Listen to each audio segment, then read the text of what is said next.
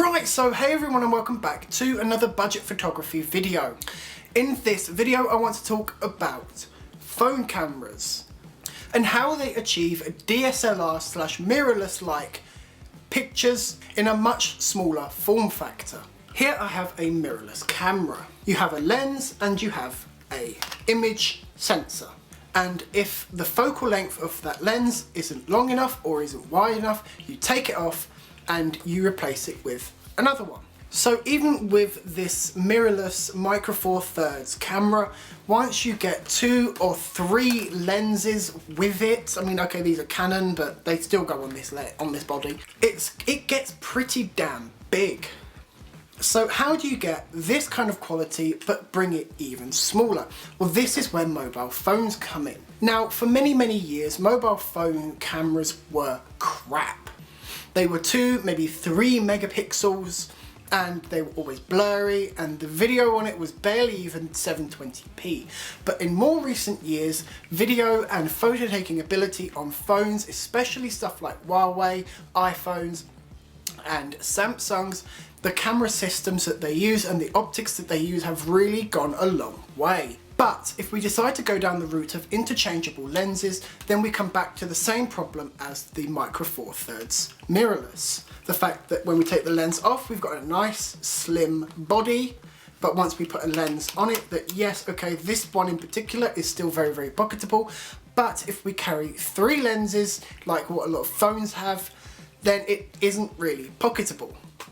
So, how do we work around that?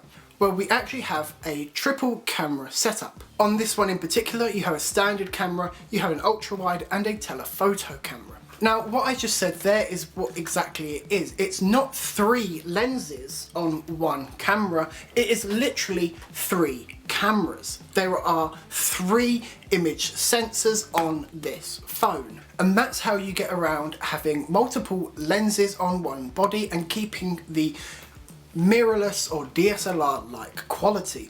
I mean, for an example, I'm shooting on a 15 megapixel dedicated camera, and this has a 40 megapixel 4K sensor.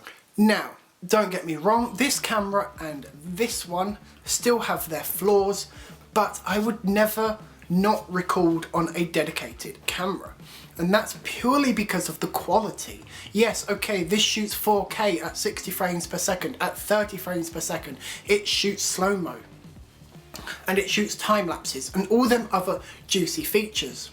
And yes, I do use phones for time lapses and slow-mo, as you guys well know. But I would never use a phone for a talk like this. Okay, maybe if I'm doing a little bit of vlogging, then yes, I might use the sensor on this, but most of the time this is small enough for me to carry around and I don't usually mind carrying it. So yes, phone cameras are catching up to DSLRs and dedicated cameras. Will they take over for a professional level? No, they won't. They just won't. Because there are too many professional photographers in this world that they use Sony, they use Canon, they use Nikon, and they like it.